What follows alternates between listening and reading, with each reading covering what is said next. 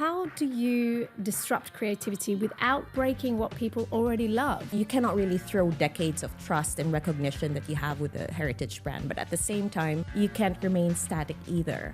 Was there a moment in this campaign that you thought, this might not work, or my pricing is out? And what were the early signals that told you it actually was? More often than not, as smart marketers, we're usually looking at shares, kind of like tell us if we're in the right track or not. But by the time you kind of have that, it's a little bit too late. It's just describing what has happened. If you're chasing just after virality, number of clicks, and just basic views without understanding if they fully got the message, etc., you're just funding someone's 5 seconds of fame, and it's really not going to move the needle if there's no clear business linkage or business outcome that comes with it. When you want to be a senior leader like yourself, it's about that commercial mindset. You can't be just looking at everything in marketing. It needs to be outside of marketing. Yeah. Hello and welcome to the CMO office. My name is Nikki Taylor. I am the APAC Marketing and Communications Director for Analytic Partners and your host today. And today I'm joined by the beautiful and wonderful Marielle Chavez, a standout leader at P&G, and we're going to talk about soap powder, basically where advertising began back with the soap opera and those 1950 soap ads. And we're going to bring that forward into the 21st century. I'm excited. Let's go. So we're going to start with Tide. So Tide, you achieved a 3-peat growth. That means 3 years of consecutive growth. So what I want to know is what specific consumer insights shaped that evolution, and how did you validate they were truly the growth drivers? Oh, it didn't come easy. The big unlock actually came when we reframed the consumer problem, because it wasn't just about clean clothes. People wanted confidence in their daily lives. And so we had to do a lot of consumer insighting work, a lot of in-home visits to truly understand what is happening with the consumers, because the growth was quite volatile at the start. Sometimes we'd gain some share and lose it the next month. So it wasn't quite sustainable. And then we realized that for a lot of the consumers, detergents are just good enough. A lot of the detergents that they use is just good enough. And for the premium ones, while they know it's good and maybe a little bit more pricey for a reason, they reserve that for very unique moments, for very tough stains, which meant they don't use it every day, which is obviously bad for the brand. So through a lot of consumer insighting and in product prototyping as well, in market prototyping, I mean, we tried to understand what benefits would actually change the behavior. And I'm oversimplifying it, but ultimately it's the superior clean, like a level of clean that can really, in a way, say complete clean or perfect clean. That's the level of clean that they're looking for. And kind of that really became the anchor in terms of how we created the campaign and changed the product, the packaging, etc.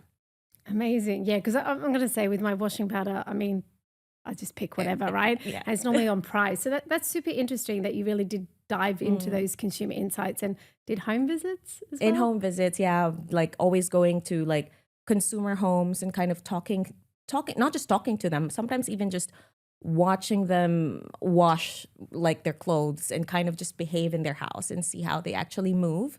And sometimes the insight isn't exactly in what they say. Yep.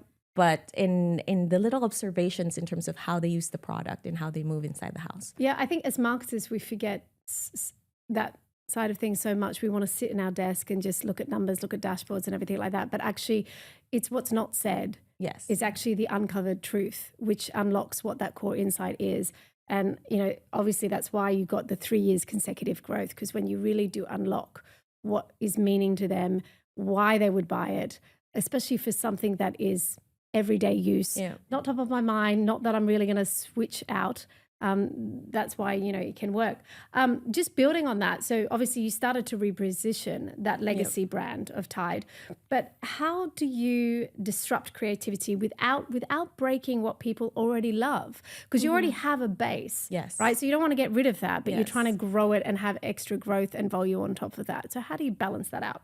I think for heritage brands, it's an evolution, not so much a big revolution, because you cannot really throw decades of trust and recognition that you have with a heritage brand, but at the same time, you can't remain static either.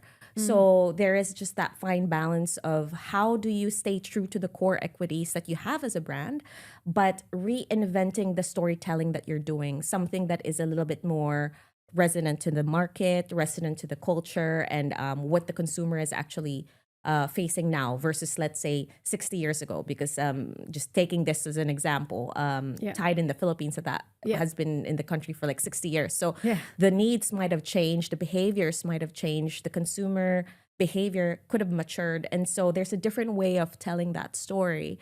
And I think as long as you stay true to the benefit and the core equity you want to communicate, there are very different ways for you to not completely rewrite it, but just refresh the storytelling. I don't know. I can see the passion coming through you from the storytelling, and I'm just thinking if that was my job of storytelling, washing powder, how excited I would be. But clearly, like you said, you've got the passion for the marketing and the storytelling, and it's coming through.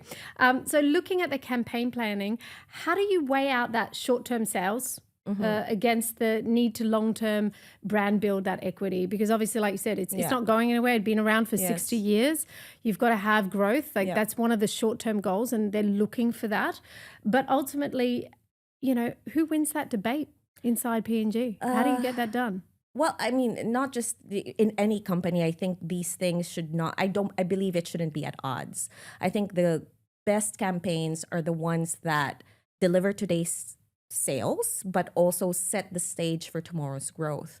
And, a lot of that is really kind of really understanding, in a way, understanding the immediate ROI metrics that you need to hit, but also staying true to the equity building blocks that you need to do. For me, it's a simple framework. Like everything we do and every activation, every building block should be contributing to the long lasting assets that you want to preserve for the brand. So product superiority, brand equities you want to own, and obviously the consumer memory activations that you want, or the system that you want, like awareness, like consideration, all of these things. It should contribute to that. And having that, there needs to be like a discipline of always asking, okay, if I do this tactic, what is the lasting equity that it would leave? And having that discipline allows you to just make sure you're not chasing after quick wins. But what sort of ratio do you do? Because I'm looking at it, right? So I've got Tide. Yeah. And let's just take the Philippines for an example, right? So we're talking about brand equity building and distinctive assets and things like that versus promotion that is going to be in store to drive the short-term growth, or even just the messaging of the key new product development that you've done. How do you balance that out? And what sort of ratio did you put? I think at the end of the day, it needs to be aligned to the strategy that you have. So let me just make it a little bit more concrete. We were restaging the brand at that point it is a premium brand, and we were restaging it into to really owning that space, superior cleaning. That meant there was some pricing. That meant there was a change in like the communication into like the perfect clean claim. That also meant like we needed to put that in people's baskets. We need to put that. So in terms of promotion, there needs to be a level of promotion where they don't only just see that the brand is being restaged, that they consider the brand and put it in their basket. So it's a fine balance across all, and really understanding the different building blocks that move the needle for the market. So it depends on each market, but let's say for a market like the Philippines, promotion is definitely something that will help them try it, right? Like at the end of the day, it's a sachet market. So the price outlay or the cash outlay for each sachet that they buy, it matters. So that was definitely important when we launch something. There needs to be it'd be good to have an intro price, or it'd be good to have a good bundle pack that comes with it. So I think being able to be in touch with metrics, like immediate metrics that you see, and also the more classic metrics like share and sales and penetration, that helps you guide month on month how you need to pivot across all of these buckets. Yeah, I think that's great. It's, definitely for your category, right? It is a try sample to move and shift perspective and want to get into the basket. That's so important. I guess, was there a moment in this campaign, because obviously you were reshifting the brand Yeah. positioning. So not campaign, but reshifting their positioning that you thought this might not work or my pricing is out? And what were the early signals that told you it actually Yeah. was? Absolutely. Whenever you restage something like a heritage brand or something really big, there will always be a risk of you alienating your current set of consumers. But there were a couple of green shoots that told us we were in the right direction at that point. One was through social listening, we realized that the consumers are actually, in an unprompted manner, were repeating the key message that we were trying to say. Love so that. that is That's like a always good awesome, one, isn't it? right? Yeah. And almost like an immediate check that you do. Months after, well, like not soon after the launch, we also realized that there is support from the trade, and there's a momentum in the trade because retailers were being more open in terms of investing more sales fundamentals in store, whether it's shelving and or display. So that's also a good indication that there is that support from the trade partners. Yeah, I think that's great. You've touched on a few things, like when you're repositioning, the trade-offs that you need to make. Like you said, you've got to look at price promotion to get it into the basket, and then off the back of that, what are you looking for in social listening to see if it's resonating, the messaging is hitting. So I think that's super key. Like when you're actually repositioning, that you've got those metrics in place to sort of validate as you go along and pivot if you need. So now, if we look across Tide and Downy, what were the primary KPIs you sort of tracked? And were there metrics that proved more predictive than others? So you've touched on some of them. Like we've talked about, you're looking at social listening, you're looking at, how many people take a sample pack, then how many people are sort of buying on the discount price. What are some of the other metrics that you're tracking? Because this category itself is quite different to some of the other ones in marketing.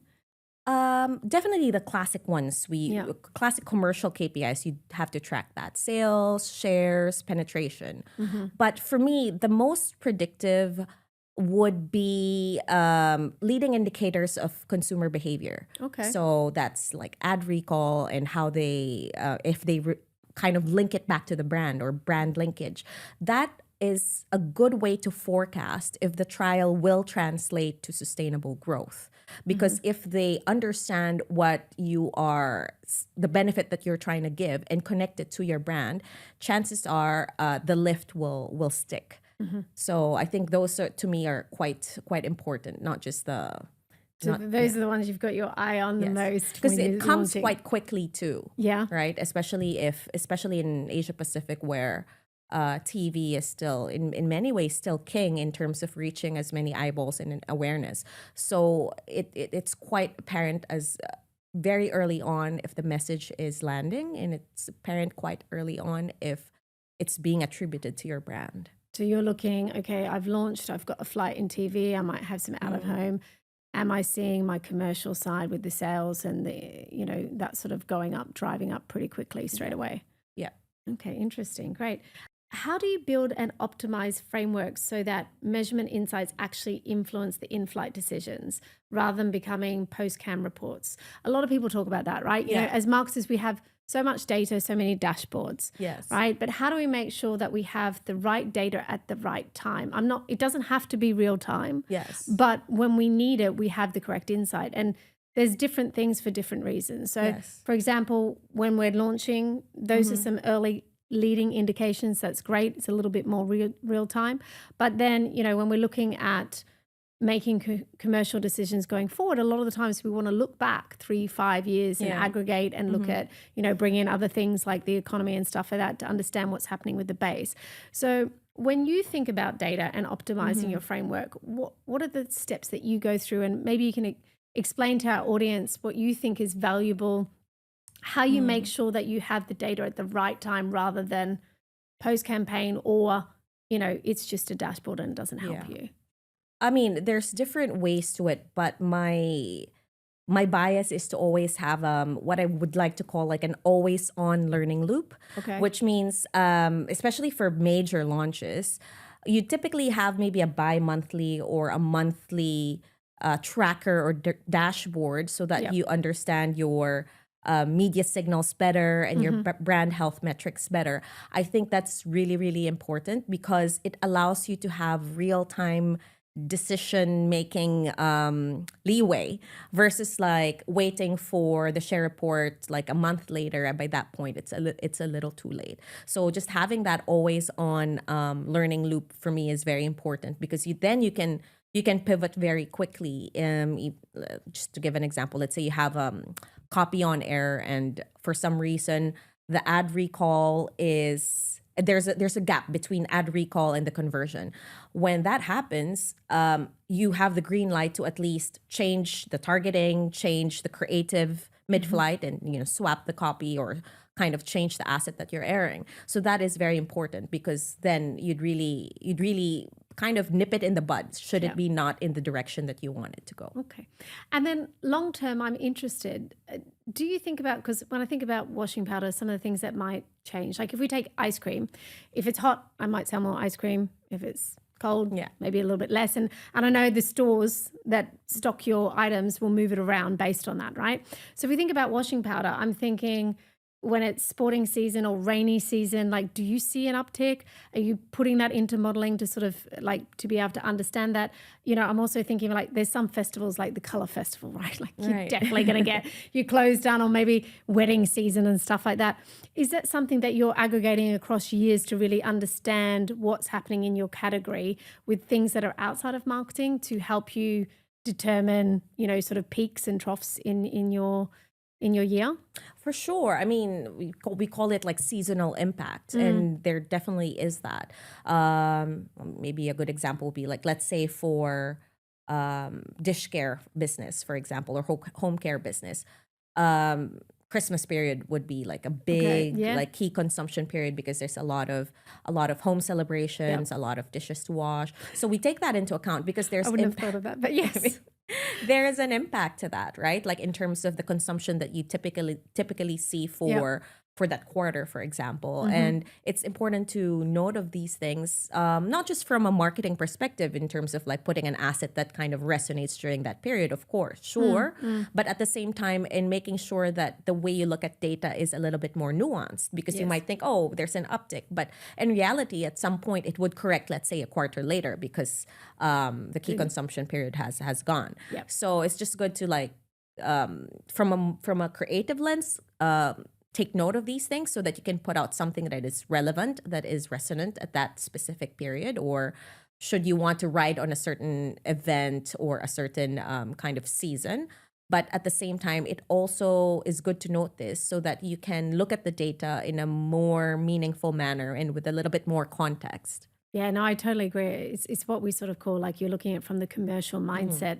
And it's what I talk to a lot of marketers around. Like when you want to be a senior leader, like yourself, it's about that commercial mindset. You can't be just looking at everything in marketing. It needs to be outside of marketing, because whether you put that campaign or not, during Christmas, sales would go up, right? So how much is attributed to your campaign versus that's naturally, a peak for you. So I think that's really great.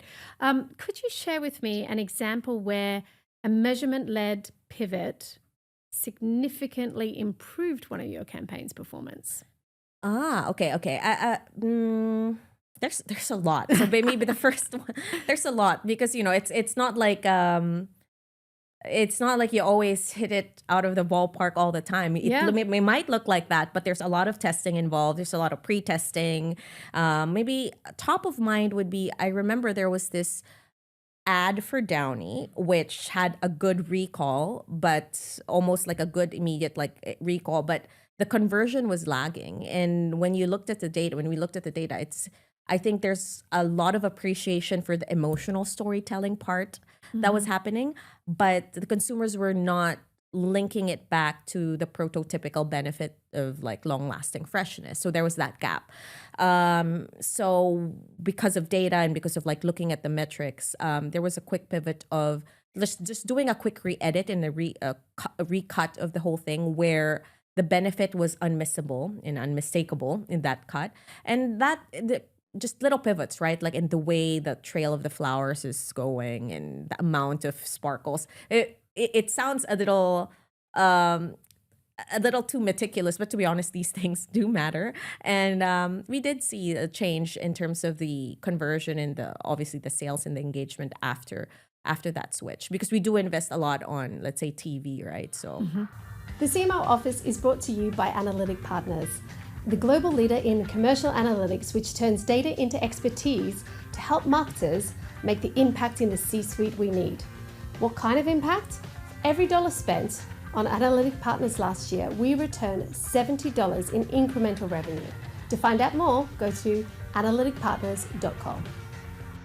And I'm just going to ask, because I know a lot of people sitting out there are like, well, you know, P&G, you've got the resources, you've got the budget, so of course you can tweak and pivot and everything like that.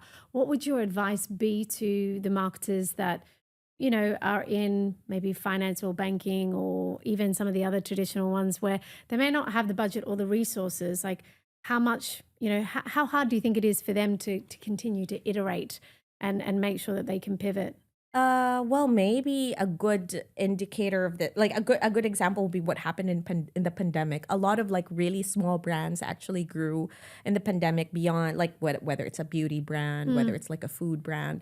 There's, especially in the world where digital is starting to get more and more prevalent, even in like tier 2, 3 countries, right? Like, I think it's social listening and kind of understanding where the, even as simple as like search spikes or social sentiment, that one is it's very quick to understand where the market is moving or where the consumer's heads and hearts are, at least for that week, because it could change next week, right? If the pandemic is any indication, like consumer sentiment can change like literally overnight. So I think even that alone, and I'm sure there's like there's easy tools or maybe even like very agile agencies that could help with kind of just understanding that even without like a lot of money to create like a big TV ad, for example, there's a lot of ways to be able to capture that sentiment for the moment with something very creative, especially online. Yeah, I like that. And I like this. Is a few times now you've come back to social listening. So clearly that's a core tenet of what you do when you're planning and keeping a pulse on things.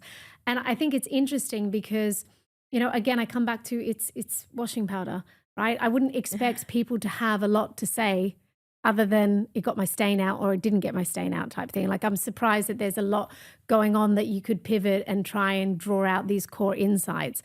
So, you know, maybe you can shed light on, what do you read? What do people say about these things that make it interesting that you go like, never thought of that, and that's why we pivoted this way?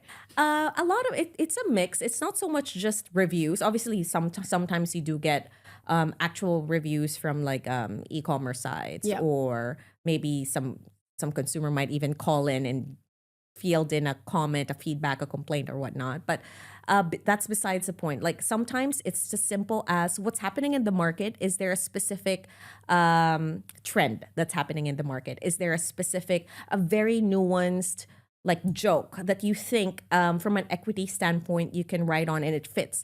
Of course, it needs to fit the tonality of the brand. It needs to fit the kind of the persona of the brand and the character of your brand. Not everything that's trending you need to write on, but very easily there's many ways for you to kind of interact with a social conversation that's currently happening. Obviously, there's obvious things that you would want to avoid, like the more political side of things, and etc. But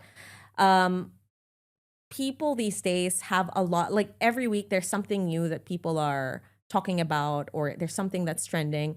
Understand if it's a conversation that your brand can easily get into, especially with emerging platforms. I say emerging platforms, but really these platforms are far emerged already, like, you know, let's say like the social media sites like TikTok, etc. So there's different ways. You don't need to wait a full quarter when you're creating a new ad, or maybe a full year before you get into the conversation or change the benefit that you're trying to say. A good example would be, again, I'm going back to the pandemic, because that was really, I would say, a challenging period for a lot of brands.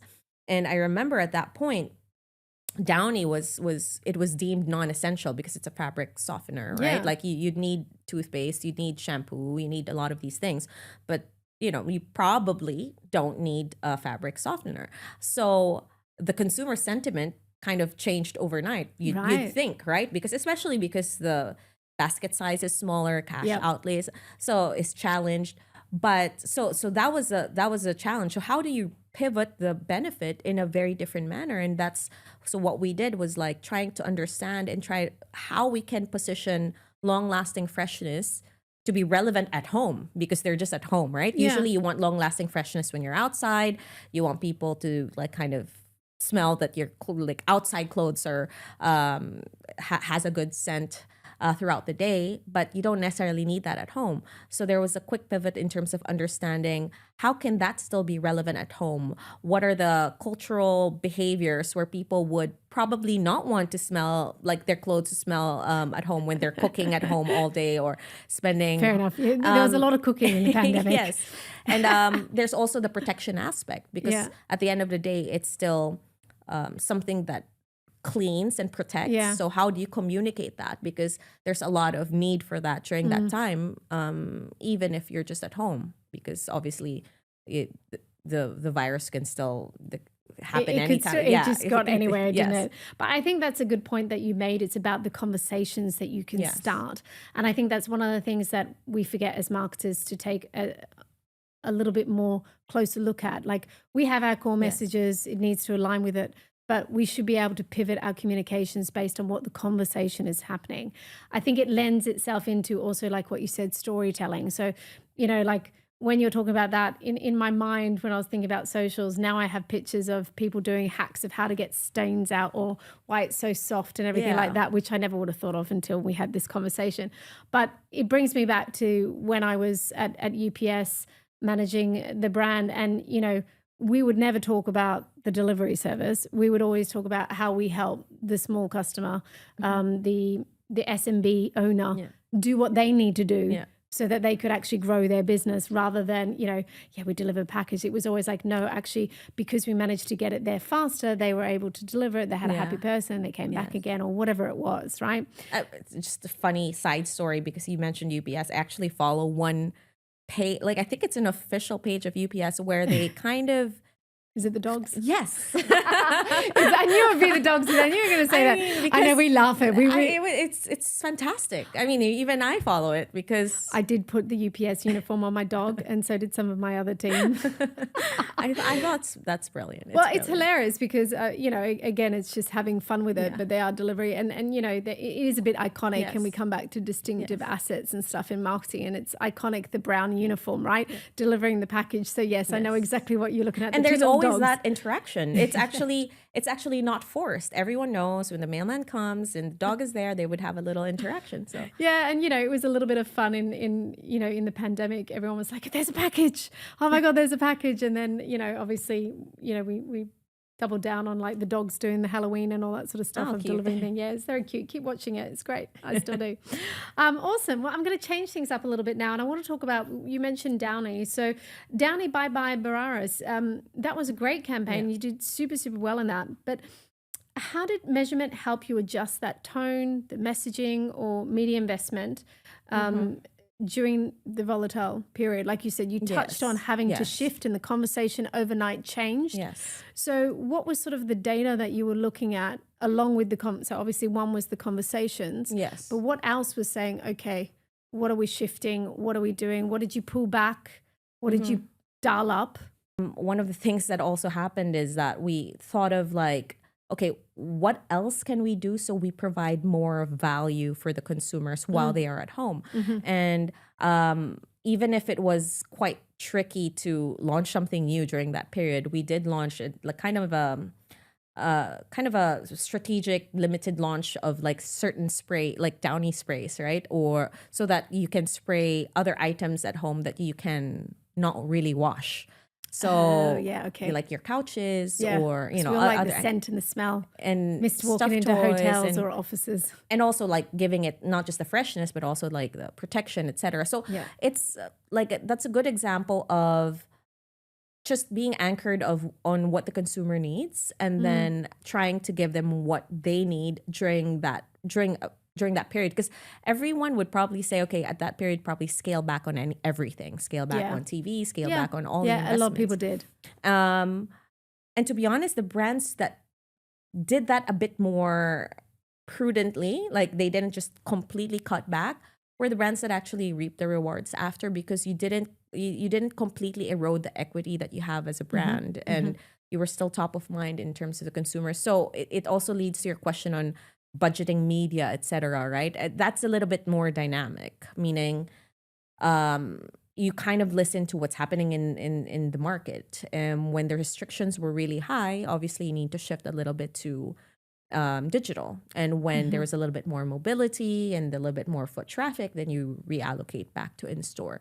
So it's just that agility and fine balance of being able to move things along according to where the market is moving. Yeah, your point about, not going dark. Yeah. And reaping the rewards. We see that in our data as well. Like if you do actually, people do turn off, it takes twice as long to actually come back to just where you were.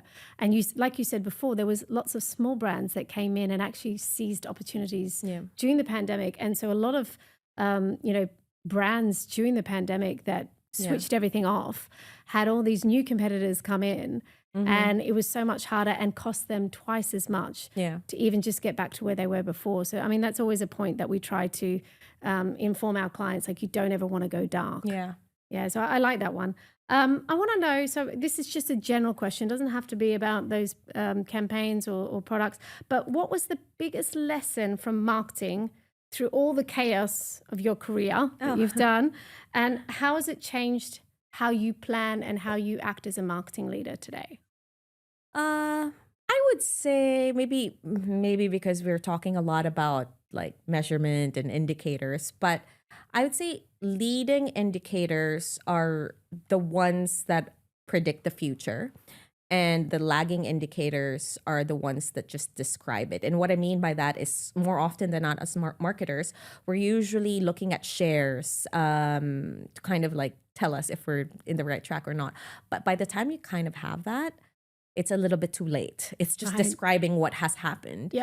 So actually sometimes play this game with other marketers or even with myself, where before the share report comes out, you should have an indication if it's up or down, because you shouldn't be waiting for it as if it's this oracle that tells you how the whole thing has happened. So for me, that is being attuned to the leading indicators, because sometimes it's not, the focus might not be on that, because usually like a certain metrics we are rewarded on are really on the shares and the sales, and so, but that actually is really important, because it allows you to still adjust things in real time. So pro tip for those listening, top leading indicators that you always check. I would say exactly what I said earlier: memory / ad recall, as well as brand linkage. So brand linkage, explain that for those that may not understand. As long as so if you communicate a benefit in whatever touch point, it doesn't really have to be TV, whatever touch point that you have, you communicate a benefit and people remember that and attribute it to your brand, I would say like most of the work is done. The rest would come much easily after that.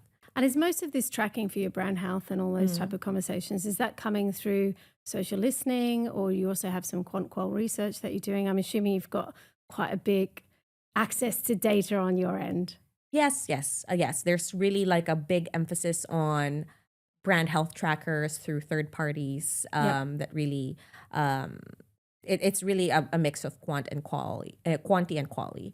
So there's a quanti side that you get very regularly, and as marketers, I really think we should always be on the ground and talking to the consumers all the time. So that's where the quali part comes in. Yeah, so one of the hacks that I always teach my team, if we don't have the budget to have the third parties do it, and also my producer tells me all the time as well, is talking to the customer. The other hack I also used to do at UPS was talking to the call center, because they get a lot of it come in. Like I used to manage the customer experience team. So I'd have the NPS data, you could read the verbatims, but actually listening into some of the calls, you'd hear so much more.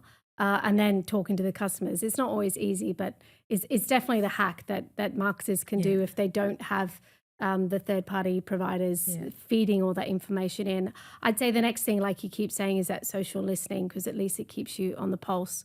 What I want to know now is, if you could ban or fix one ROI metric industry-wide for all of Oh. us, what would it be and why are you still using it? Oh gosh, that's a very interesting So question. one you ban, one you fix.